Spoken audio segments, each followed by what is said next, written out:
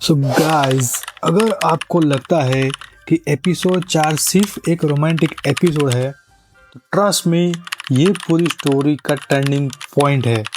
क्योंकि इस एपिसोड में ना ही बड़ा कोई ब्रेकअप होता है, ना ही कोई शॉकिंग कन्फेशन। फिर भी ये एपिसोड इतना पावरफुल है कि इसके बाद फैंस ने हना और गैरेट को सीरीज का परफेक्ट कपल मानना शुरू कर दिया है।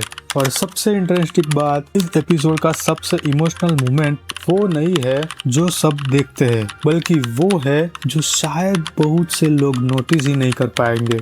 तो आज हम एपिसोड 4 को सीन बाय सीन और कैरेक्टर बाय कैरेक्टर एनालाइज करेंगे और एंड में मैं एक ऐसी हिडन डिटेल बताऊंगा जो एपिसोड 5 के लिए बहुत बड़ा सेटअप क्रिएट करती है। तो वीडियो को एंड तक जरूर देखना। सबसे पहले थोड़ा रिकैप कर देते हैं। एपिसोड 3 के एक एंड तक हना और गैरेट की फेक डेटिंग सिर्फ एक एक्टिंग नहीं रह गई थी। दोनों एक दूसरे के साथ नेचुरली कंफर्टेबल फील करने लगे थे। पहले हना गैरेट को सिर्फ एक हेल्पफुल फ्रेंड समझती थी और गैरेट भी बस उसकी हेल्प करना चाहता था। लेकिन धीरे धीरे दोनों के बीच जो ट्रस्ट डेवलप हुआ है भाई, उसने उनकी रिलेशनशिप को कम्प्लीटली अलग डायरेक्शन में ले जाना शुरू कर दिया। और एपिसोड 4 इसी इमोशनल चेंज की कहानी है। यहाँ से रिलेशनशिप फेक कम और रियल ज्यादा लगने लगती है। लेकिन प्रॉब्लम ये है कि दोनों में से कोई भी इस बात को एक्सेप्ट करने के लिए रेडी नहीं है और इसी वजह से एपिसोड में ऑकवर्डनेस भी है, कंफ्यूजन भी और बहुत सारे इमोशनल मोमेंट्स भी। लेकिन यही स्लो पेस इस स्टोरी को रियलिस्टिक बनाता है। मतलब आपको लगेगा नहीं कि ये शूटिंग किया हुआ है, आपको ऐसा लगेगा कि बस रियल में चल रहा है। इस एपिसोड की सबसे बड़ी हाईलाइट हना का कैरेक्टर है। बाहर से देखने पर लगता है कि वो बिल्कुल नॉर्मल बिहेव कर रही है, लेकिन अंदर ही अंदर उसके इमोशंस कम्प्लीटली चेंज हो रहे हैं। उसने कभी इमेजिन नहीं किया था कि जिस लड़के को वो सिर्फ एक फेक बॉयफ्रेंड समझ रही थी, उसी के साथ वो इमोशनली अटैच होने लगेगी। और जब इंसान अपनी फीलिंग्स को समझ नहीं पाता तो वो सबसे ज्यादा कंफ्यूजिंग डिसीजन लेता है। इसी वजह से कभी हना गैरेट के साथ बहुत क्लोज हो जाती है और कभी बिना किसी रीजन के उससे डिस्टेंस क्रिएट कर लेती है। ये मूड स्विंग्स नहीं है, ये इमोशनल फियर है। उसे डर लगता है कि अगर उसने अपनी फीलिंग्स एक्सेप्ट कर ली तो कहीं वो हर्ट ना हो जाए। और ऑनेस्टली रियल लाइफ में भी बहुत लोग ऐसे फेज में गुजरते हैं, इसीलिए हना का कैरेक्टर ऑडियंस को इतना रिलेटेबल लगता है। लेकिन यहाँ गैरेट का रिएक्शन और भी इंटरेस्टिंग है।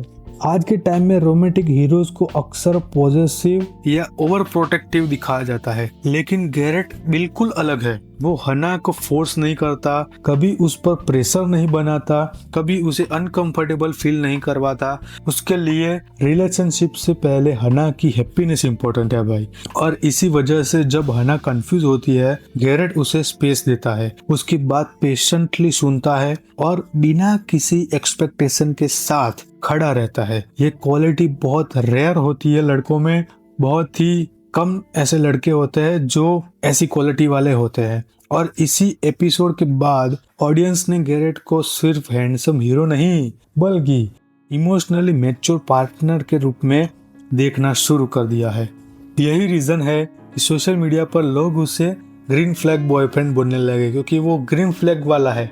कुछ भी कहो वो मान जाता है, कुछ भी कहो उसको बुरा नहीं लगता है। इस वजह से अब बात करते हैं उन कैरेक्टर्स की जिन्हें लोग साइड कैरेक्टर समझकर इग्नोर कर देते हैं। लेकिन सच ये है कि अगर ये लोग ना होते तो हना और गैरेट की स्टोरी इतनी नेचुरल कभी लगती ही नहीं। ठीक है, गैरेट के टीममेट्स उसके बिहेवियर में आ रहे चेंजेस को नोटिस करते हैं। पहले वो सिर्फ हॉकी और फन में बिजी रहता था, लेकिन अब उसका अटेंशन बार बार हना की तरफ चला जाता है। फ्रेंड्स इस बात को टीज भी करते हैं और ये टीजिंग सिर्फ कॉमेडी नहीं, ये ऑडियंस को हिंट देती है कि गैरेट खुद भी अननोइंगली चेंज हो रहा है। और उस दूसरी तरफ हना की फ्रेंड्स भी उसके एक्सप्रेशंस और रिएक्शन ऑब्जर्व करने लगती है। उन्हें फील होने लगता है कि हना कुछ हाइड कर रही है। और इंटरेस्टिंग बात ये है, कभी कभी फ्रेंड्स हमारे इमोशंस हमसे पहले ही समझ जाते हैं। ये एपिसोड वही रियलिटी दिखाता है। बहुत लोग सोचते हैं कि कॉलेज सीन्स सिर्फ फिल्टर्स होते हैं, लेकिन ऑफ कैंपस में ऐसा बिल्कुल नहीं है।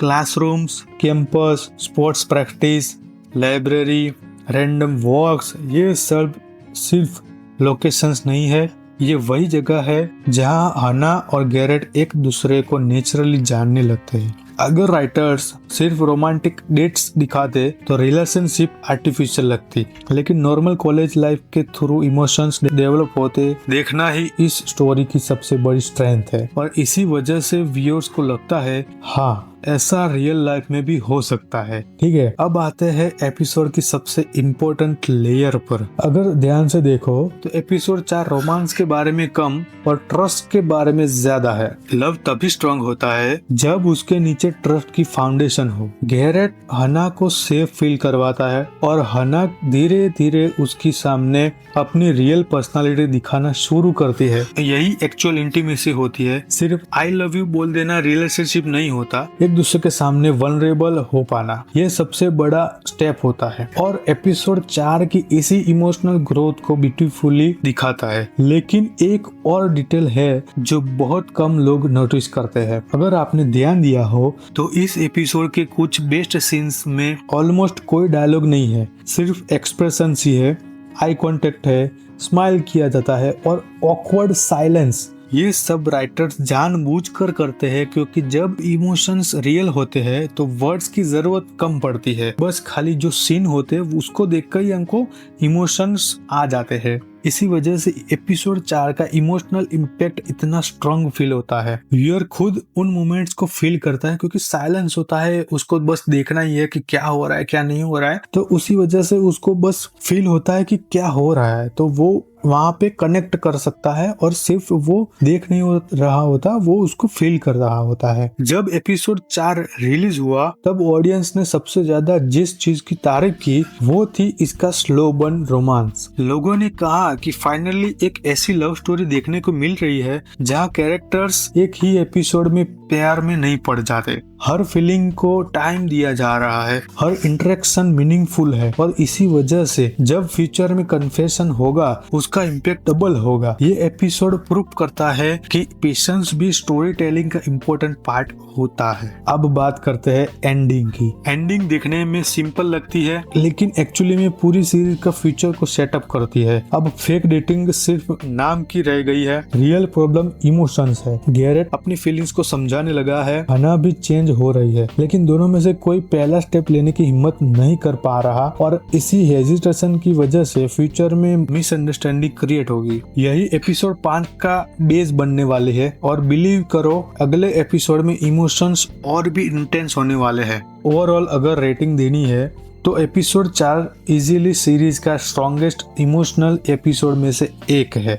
यहाँ रोमांस है, कॉमेडी है, फ्रेंडशिप है, कैरेक्टर डेवलपमेंट है और सबसे इम्पोर्टेंट रियलिस्टिक इमोशंस है। हना का कंफ्यूजन बिल्कुल जेन्युइन लगता है, गैरेट की मैच्योरिटी इंस्पायर करती है, साइड कैरेक्टर स्टोरी को डेप्थ देते हैं और स्लो पेसिंग रिलेशनशिप को बिलीवेबल बनाती है। इसीलिए एपिसोड 4 सिर्फ एक रोमांटिक एपिसोड नहीं बल्कि दो लोगों के इमोशनल ट्रांसफॉर्मेशन की कहानी है और शायद इसी वजह से फैंस इस एपिसोड को बार बार देखना पसंद करते हैं। अब मैं आपसे एक इंटरेस्टिंग क्वेश्चन पूछना चाहता हूँ, अगर आप हना की जगह होते तो क्या इतनी जल्दी अपनी फीलिंग्स एक्सेप्ट कर लेते या फिर गैरेट की तरफ पेशेंस रखते? और आपके हिसाब से एपिसोड का सबसे इमोशनल मोमेंट कौन सा था? कमेंट सेक्शन में जरूर बताना। मैं हर कमेंट पढ़ता हूँ और बेस्ट कमेंट्स को नेक्स्ट वीडियो में फीचर भी करूंगा। अगर आप ऑफ कैंपस की complete Hindi analysis series enjoy कर रहे हैं तो वीडियो को लाइक करें, चैनल को सब्सक्राइब करें और बेल आइकन जरूर प्रेस करें। मिलते हैं एपिसोड 5 की एनालिसिस में, जहां एक छोटा सा डिसीजन दोनों की लाइफ को और भी कॉम्प्लिकेटेड बना देगा।